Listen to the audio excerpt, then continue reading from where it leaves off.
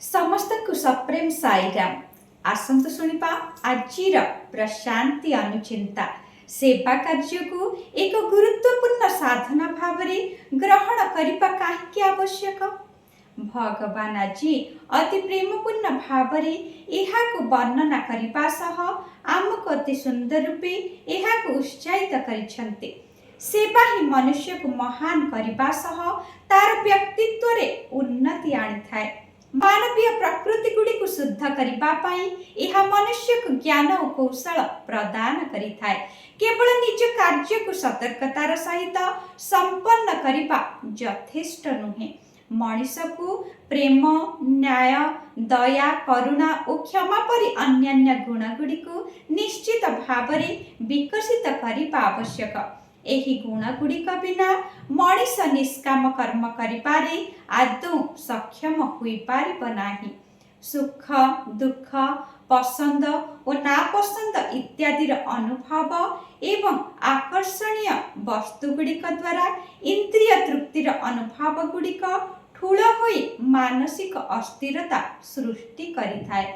मोर ओ तोर परि द्वैत भाव हेउछि एहिपरि अस्थिरतार मुख्य कारण।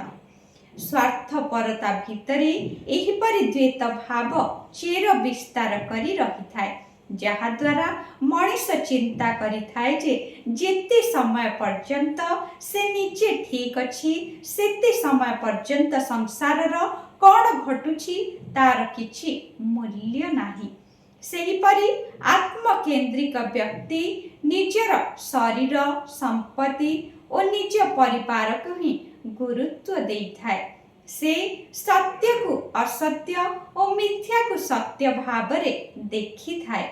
एहिपरि दृढ़ भावरे स्थापित होई रहिथिबा रुग्ण अवस्था गुड़िक ठारू मुक्त हेबा पाई मनीष निजको सेवा कार्य नियोजित करी रखिबाकु ही पड़िब। सेमाने अनुभव करिबा आवश्यक जे एही शरीर केवल निज पाई दिया जाय नाही, बरं अन्य मानक सेवा करिबा पाई मनीष जन्म प्रदान करा जायछि। उक्त दिव्य संभाषणटी भगवान नवेम्बर 21 तारिख 1988 मसीहारे समस्तंकु सूचाई देइथिले। कहिबार तात्पर्य जेपरि गोटिए पक्षी तार दुईटी पक्ष सहायतार उड़ी थाए, सेहिपरि प्रेम और सेवा हेउछि दुईटी पक्ष जहाँ मनीष को निज जीवनर लक्ष्य रे शीघ्र पहुँचबारे सक्षम करिथाए।